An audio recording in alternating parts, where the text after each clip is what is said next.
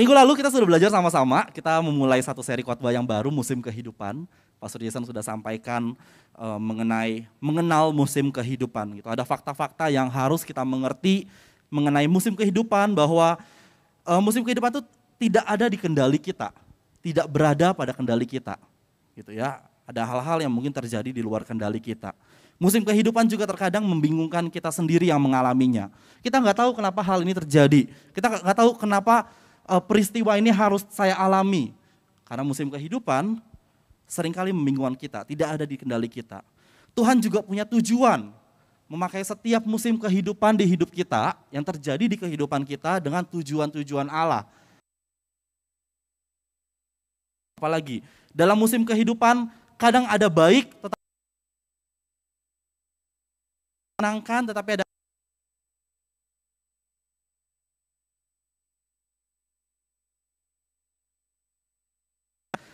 dan musim kehidupan itu saling berkaitan. Apa yang kita tabur di satu musim,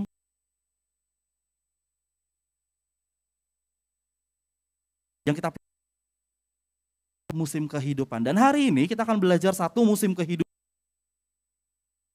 Tapi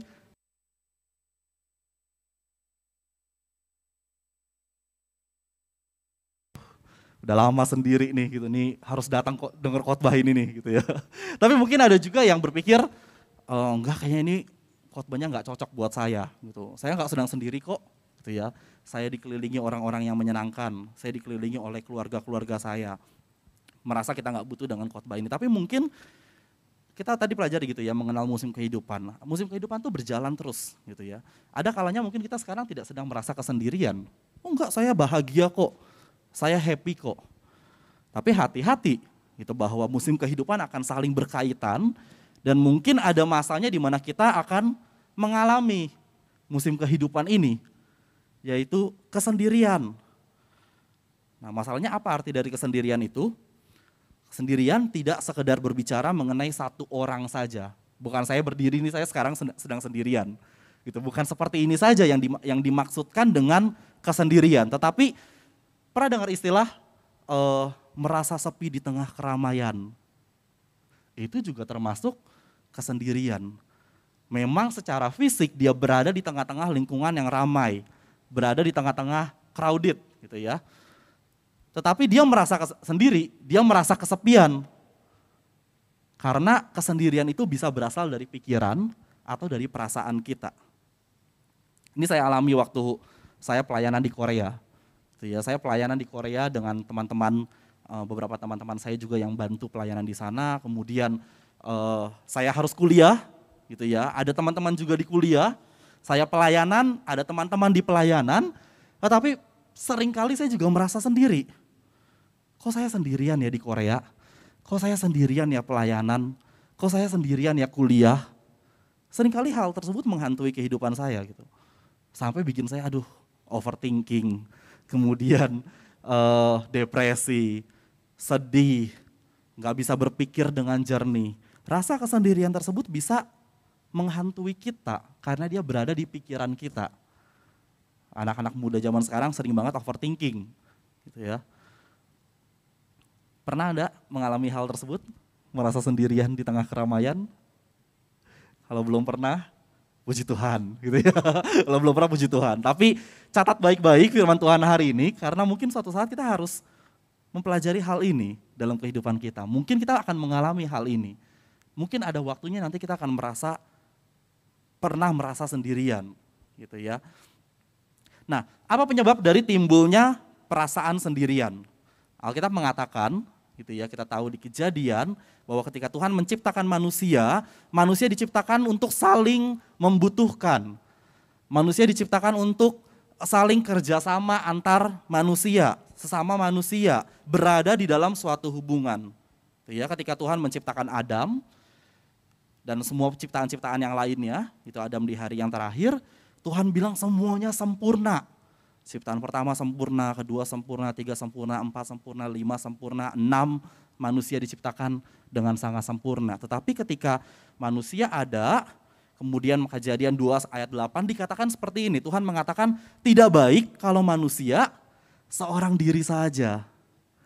Tidak baik seorang manusia, kalau seorang manusia seorang diri saja. Itu hal pertama yang Tuhan katakan di dalam Alkitab bahwa ada satu hal yang tidak baik, yaitu loneliness atau kesendirian atau berasa kesepian. Itu hal yang tidak baik, Tuhan katakan seperti itu. Di dalam 2 Timotius 4 yang akan kita pelajari hari ini sama-sama dalam firman Tuhan, Paulus menuliskan surat ini, 2 Timotius pasal yang keempat, dia tuliskan ketika Paulus berada di dalam penjara di kota Roma. Saat itu Paulus sudah sangat lanjut usia, dan menurut sejarah dikatakan bahwa surat ini adalah surat terakhir yang dituliskan oleh Paulus semasa hidupnya. Karena dia sedang menanti masa proses eksekusinya oleh Kaisar Nero pada waktu itu. Jadi sudah hari-hari terakhir, ini sudah surat yang terakhir yang Paulus tuliskan. Dia dalam keadaan sakit, dalam keadaan tua, dalam keadaan sendiri. Dan dia sudah tahu bahwa waktu hidupnya akan segera berakhir. Dan dituliskan oleh Paulus di 2 Timotius 4 ini yang akan kita pelajari sama-sama. Apa penyebab timbulnya rasa sendiri atau rasa kesepian atau kesendirian? Yang pertama, transisi. Ada transisi. Hidup kita biasa digambarkan seperti sebuah buku cerita berseri, gitu ya. Ada seri yang pertama, kita lewati dengan smooth, dengan nyaman, dengan baik, and then kita akan memasuki seri yang kedua. Antara seri yang pertama dengan seri yang kedua ada transisinya. Di masa transisi tersebut, kadang-kadang kita akan mengalami kesepian atau kesendirian atau merasa asing karena harus memulai sesuatu yang baru. Betul? Itu ya, transisi itu tidak menyenangkan. Saya sekolah dari TK sampai kuliah, itu semua sekolahnya beda-beda. Saya juga nggak tahu kenapa gitu ya, SD beda, TK beda, SD beda, SMP beda, SMA beda. Dan setiap kali mulai masuk ke sekolah yang baru, saya harus memulai masuk ke dalam komunitas yang baru, betul ya? Karena nggak ada teman-teman lama, semuanya baru. Mungkin kalau misalnya misalnya SD-nya sama dengan SMP-nya, agak sedikit lebih gampang karena teman-temannya mungkin ada yang sama. Lebih mudah masuk ke dalam komunitas. Tetapi ketika sekolahnya berbeda-beda, seperti yang saya alami, yaitu sulit harus masuk ke dalam komunitas yang baru. Masa transisi tersebut gak enak buat saya. Apalagi saya orang yang termasuk susah untuk membangun komunikasi. Itu berat banget. Satu tantangan banget transisi itu untuk saya. Dan ini yang Paulus alami di dalam kehidupannya. Mari kita sama-sama lihat di dalam ayat yang ke-6 sampai yang ke-8. Di dalam 2 Timotius 4 ayat yang ke-6 sampai yang ke-8. Saya akan bacakan, mari kita simak sama-sama firman Tuhan ini. Mengenai diriku, darahku sudah mulai dicurahkan sebagai persembahan dan saat kematianku sudah dekat. Aku telah mengakhiri pertandingan yang baik, aku telah mencapai garis akhir dan aku telah memelihara iman. Sekarang telah tersedia bagiku mahkota kebenaran yang akan dikaruniakan kepadaku oleh Tuhan Hakim yang adil pada harinya. Tetapi bukan hanya kepadaku, melainkan juga kepada semua orang yang merindukan kedatangannya. Paulus benar-benar menyadari bahwa waktunya akan segera berakhir. Hidupnya akan segera berakhir. Walaupun dia sadar bahwa akan ada kekekalan, ada reward yang akan dia dapatkan. Tetapi masa-masa ini nih, transisi, Paulus berada di masa-masa transisi dan buat dia berat. Dia bukan makhluk sempurna gitu ya yang saya siap menghadap Tuhan. Belum pernah saya ketemu orang yang benar-benar seperti itu tanpa ada rasa ketakutan sedikit pun. Pasti ada, bahkan seorang Paulus pun dia merasa ketakutan. Dia merasa khawatir, aduh saya sendirian di dalam penjara. Mana teman-teman saya yang dulu sama-sama melayani? Mana orang-orang di sekitar saya? Mana jemaat Tuhan? Itu yang Paulus alami pada waktu itu. Dia merasa ketakutan, dia sendirian, dan gak ada orang di sekitarnya yang bisa menguatkan dia. Paulus merasa kesendirian ketika dia berada di masa transisi tersebut.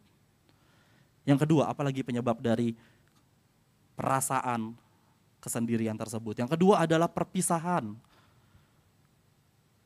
Perpisahan, banyak orang yang gak suka dengan perpisahan. Ya, apalagi dengan orang-orang yang kita kasihi. Atau dengan sesuatu yang kita kasihi. Nggak ada orang yang suka dengan perpisahan. Ya. Di ayat 9 Paulus berkata, berusahalah supaya segera datang kepadaku. Paulus katakan tersebut kepada Timotius. Kemudian di ayat yang ke-21 juga dia katakan seperti ini, berusahalah kemari sebelum musim dingin. Di dalam surat yang Paulus tulis, dia ketakutan sebenarnya. Takut sendirian, makanya dia tulis surat ini buat Timotius, sampaikan kepada teman-teman yang lain juga bahwa ayo dong kunjungi saya. Ayo dong datang ketemu dengan saya. Berusahalah kemari sebelum musim dingin. Paulus tahu waktunya sudah tidak lama lagi. Dia mau ada teman-teman di sekitarnya. Kita pernah mengalami masa-masa ini. Baru aja gitu ya, bahkan sekarang pun masih jaga jarak kita. Masa pandemi menyusahkan setiap kita. Membentuk jarak buat kita. Self quarantine, banyak orang yang gak suka gitu ya. Sendirian di rumah atau di rumah sakit selama beberapa hari itu menyiksa sekali. Gak enak sekali. Itu yang Paulus juga alami ketika dia berada dalam penjara. Dia mengalami kesendirian, dia takut dengan yang namanya perpisahan. Yang ketiga, karena ada oposisi atau pertentangan. Ada hal-hal yang bertentangan dengan kehidupan kita sehingga kita merasa kesendirian, merasa sepi. Paulus menyebutkan satu nama dalam perikop ini. Nanti setelah ini jemaat Tuhan bisa sama-sama baca kembali dalam 2 Timotius 4 secara lengkap supaya tahu gambaran apa yang dituliskan Paulus ketika dia merasa sendiri atau dia merasa kesepian. Paulus menyebutkan satu nama yang cukup membuatnya terganggu, yaitu Alexander. Dikatakan dia seorang tukang tembaga yang telah berbuat jahat kepada Paulus. Sudah sendirian, sudah kesepian, sudah nggak ada orang-orang baik di sekitarnya. Ada orang yang mengganggu dia ternyata. Orang yang bertentangan dengan dia. Orang yang oposisi berdiri dengan apa yang Paulus sudah lakukan selama dia melayani Tuhan. Rasa kesepian atau kesendirian disebabkan oleh orang-orang yang bertentangan dengan kita, itu membuat rasa sakitnya itu benar-benar bertambah.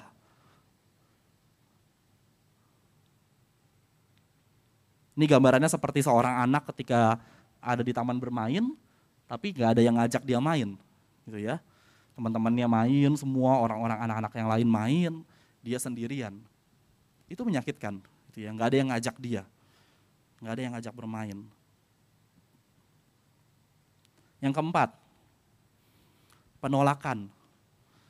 Hal yang menyebabkan kita merasa sendiri, merasa kesepian adalah penolakan. Ini dikatakan jauh lebih menyakitkan. Kita merasa dihianati, kita merasa dilupakan, kita merasa ditinggalkan dengan orang-orang yang mungkin kita pikirkan dekat dengan kita, mengasihi kita seperti kita mengasihi mereka, tapi ternyata kita ditolak. Bisa keluarga, teman, rekan kerja, atau siapapun itu yang ternyata menolak keberadaan kita. Rasa sakit ini membuat kita lebih merasa kesepian, lebih merasa sendiri.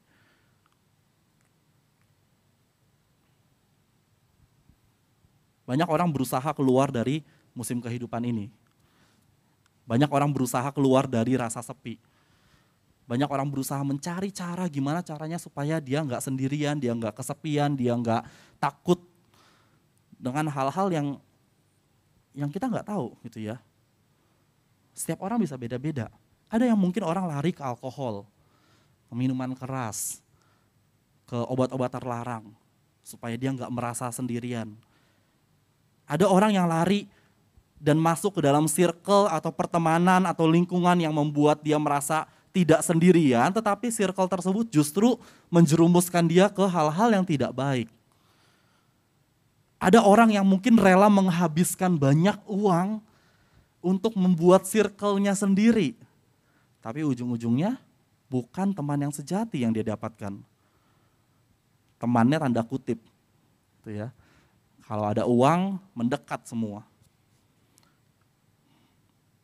Dan gak sedikit juga orang yang akhirnya mengalami depresi, tekanan hidup karena berusaha mencari cara untuk keluar dari rasa kesepian. Mencari cara untuk tidak sendirian. Tadi yang saya bilang, akhirnya overthinking setiap malam. Akhirnya mengalami anxiety, cemas dengan masa depan karena merasa sendirian. Dan masalahnya musim kehidupan ini bukan hanya dialami orang-orang yang tidak mengenal Tuhan.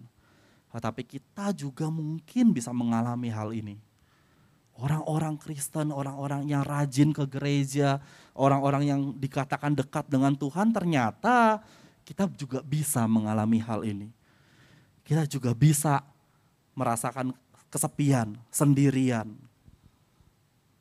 Sekarang saya mau ajak, coba kita tengok kiri kanannya, kasih senyum yang paling terbaik yang bisa Anda berikan. Senyum yang paling tulus sampai bilang, mungkin kan kalau peluk atau kalau salaman sekarang masih belum boleh, tapi dari senyum tunjukkan bahwa kamu gak sendirian loh. Gitu. Ada saya loh di sini. Ya, kasih senyum yang terbaik buat mereka. Kita nggak tahu ada orang-orang di sekitar kita yang mungkin terlihat baik, tapi ternyata dia sedang sendirian. Sendirian dalam arti kesepian ya, dalam arti pikirannya, perasaannya merasa sendirian. Kita akan belajar, ternyata Paulus tidak hanya mencurahkan isi hatinya saja melalui suratnya, protesnya, bahwa dia sedang sendirian kepada Timotius, tetapi dia juga melakukan banyak hal untuk mengatasi sendiriannya, untuk menghadapi kesendiriannya. Yang pertama kita lihat Paulus berusaha memanfaatkan waktu yang ada. Paulus berusaha memanfaatkan waktu, sisa waktu yang dia punya. Dia tetap melakukan yang terbaik meskipun dalam situasi yang enggak baik. Dia berani melakukan sesuatu untuk terus bergerak. Dikatakan jika hidupmu memberikan lemon yang asam, berusahalah buat lemonade yang orang juga akan suka. Kalau ada hal-hal yang tidak baik yang datang ke kehidupan kita, kita harus berusaha membuat hal yang tidak baik tersebut jadi bermanfaat buat kita ataupun juga buat orang lain. Pikirkan dengan kreatif. Di ayat yang ke-13 kita lihat, Paulus memanfaatkan sisa-sisa waktunya dengan sangat baik. Dikatakan dia meminta untuk dibawakan buku-buku atau kitab atau perkamen dan jubahnya. Nah ini dia. Jika engkau kemari bawa juga jubah yang kutinggalkan di Troas, di rumah Karpus dan juga kitab-kitabku terutama perkamen itu. Jadi di masa-masa akhir hidupnya Paulus, dia tidak tidur-tiduran saja gitu ya. Atau dia tidak menangis saja semalaman gitu. No, apa yang Paulus lakukan, dikatakan dia minta ke Timotius untuk coba bawakan buku-bukunya, bawakan kitab-kitabnya. Dia baca buku, dia mengisi waktu luangnya dengan hal-hal yang bermanfaat. Dia bahkan menulis surat. Kita tahu beberapa surat Paulus yang kita baca yang ada dalam Alkitab itu hampir sebagian besar ditulis ketika dia berada dalam penjara. Surat Filipi yang kita tahu, Efesus dan seterusnya, semua dituliskan ketika Paulus berada di dalam penjara. Dia tetap aktif, tetap membuat dirinya aktif meskipun berada dalam penjara. Bahkan surat-suratnya pun akhirnya menjadi kekuatan buat orang-orang yang membaca. Wow, di dalam kesendiriannya Paulus, di dalam ketakutannya Paulus, dia menjadi berkat buat orang lain. Dan dikatakan juga dibilang dia minta dititipkan jubahnya. Kenapa? Karena dia tahu tubuhnya sudah lemah, fisiknya sudah lemah. Dia butuh jaket gitu ya bahasa sekarangnya. Dia butuh jubah supaya dia nggak merasa kedinginan atau dia nggak merasa nanti sakit gitu karena berada dalam penjara. Artinya apa? Dia tetap berusaha mencari cara untuk hidup berguna, hidup maksimal gitu ya di masa-masa akhirnya. Itu luar biasanya Paulus gitu ya. Dia memanfaatkan sisa-sisa waktunya dengan terus aktif dan dengan sangat efektif. Kemudian Paulus juga berusaha memperkecil rasa sakit yang ada, rasa sakit yang dia alami. Dia tahu gitu ya bahwa ketika dia berada dalam penjara, ketika dia sendirian di dalam penjara itu sakit banget. Tetapi apa yang Paulus pikirkan, ini dalam pikirannya adalah dia memperkecil rasa sakit tersebut. Ayat 16 dikatakan, tidak seorang pun membantu aku, semuanya meninggalkan aku. Kiranya hal itu jangan ditanggungkan atas mereka. Perhatikan baik-baik ayat ini ya. Paulus dia sadar bahwa dia sedang ditinggalkan. Dia sedang sendirian ya. Dikatakan tidak seorang pun membantu aku. Bahkan semua orang meninggalkan aku. Di dalam catatan sejarah juga mengatakan ketika Paulus berada dalam sidang, ketika dia sedang di pengadilan oleh Nero, gak ada seorang pun yang membela dia. Gak ada seorang pun yang memberikan kesaksian untuk membela Paulus. Makanya dikatakan dia benar-benar merasa sendirian, merasa kesepian.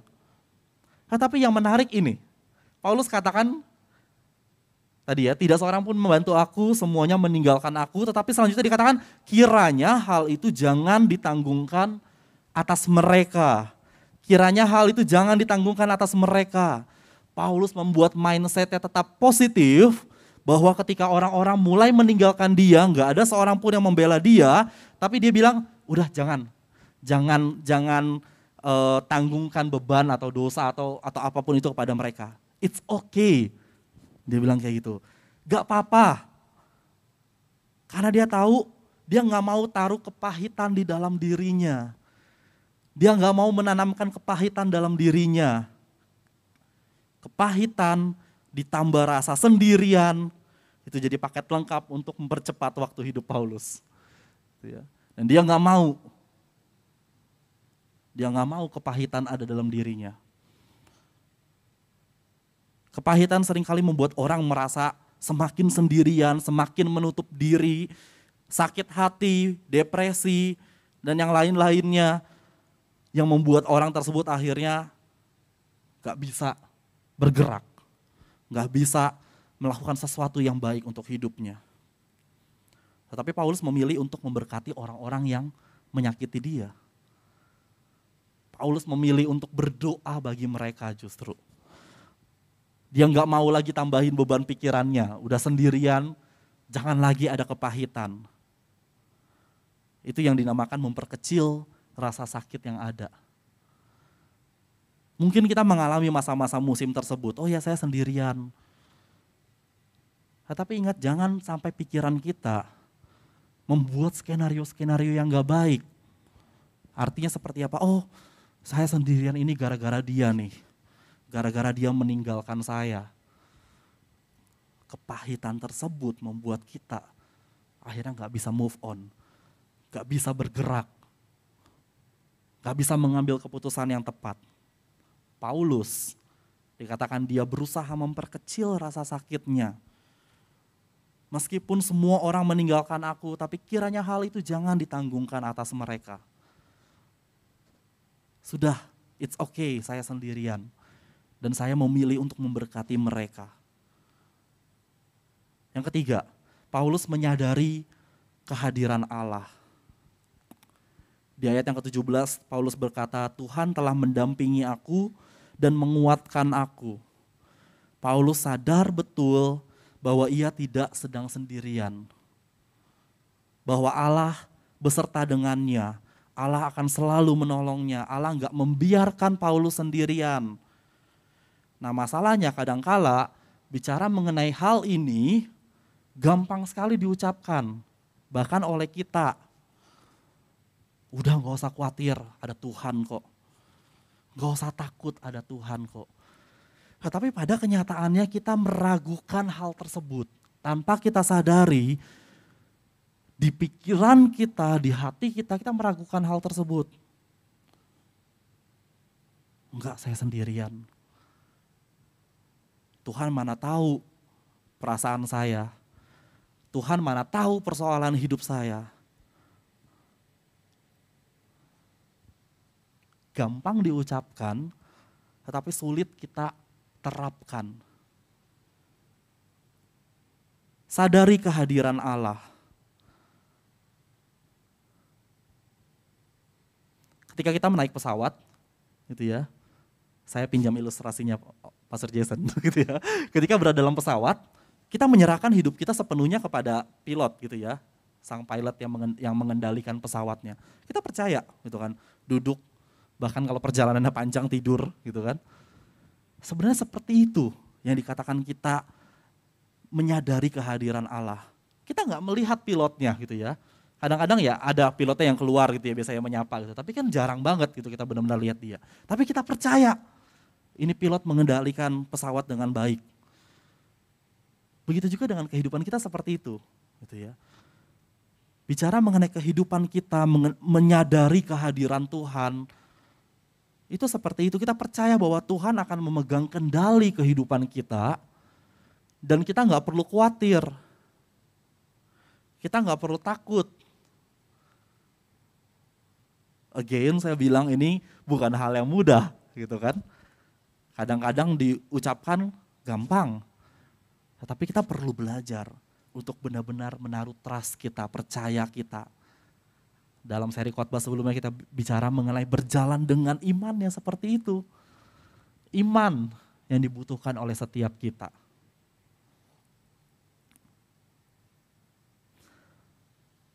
Paulus gak fokus dengan dirinya sendiri. Ini yang keempat. Tetapi dia fokus pada kebutuhan orang lain. Di dalam kesendiriannya, kesepiannya, penolakan yang dia dapatkan, oposisi yang dia dapatkan, pertentangan yang dia dapatkan, tapi Paulus fokus pada kebutuhan orang lain.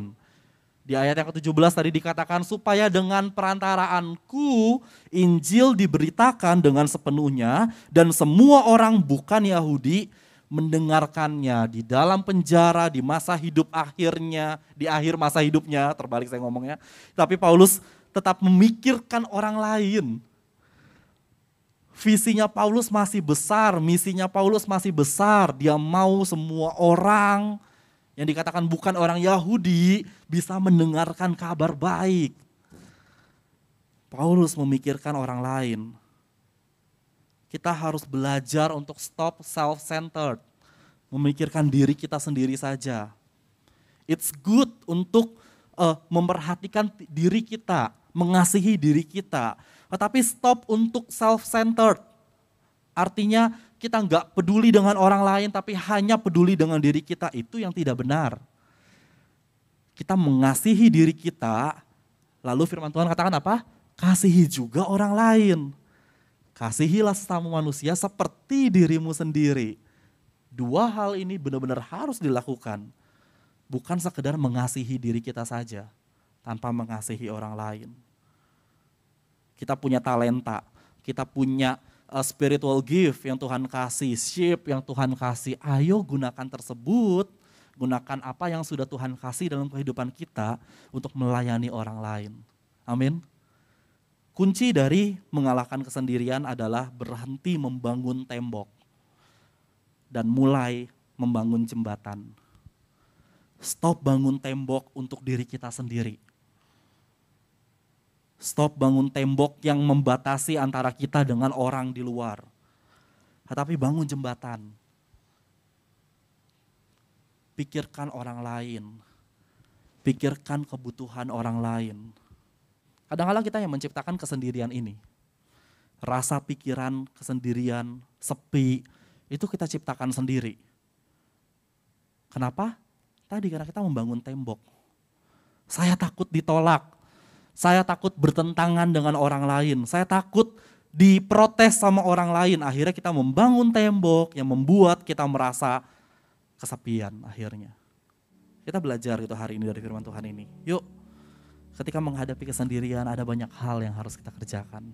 Buat diri kita tetap aktif. Kita harus menyadari ada Tuhan. Kita harus memperkecil rasa sakit kita dengan kepahitan-kepahitan yang seharusnya nggak penting dalam kehidupan kita. Fokus dalam melayani orang lain. Dari hal-hal tersebut, kita akan belajar untuk tidak merasa kesepian. Amin.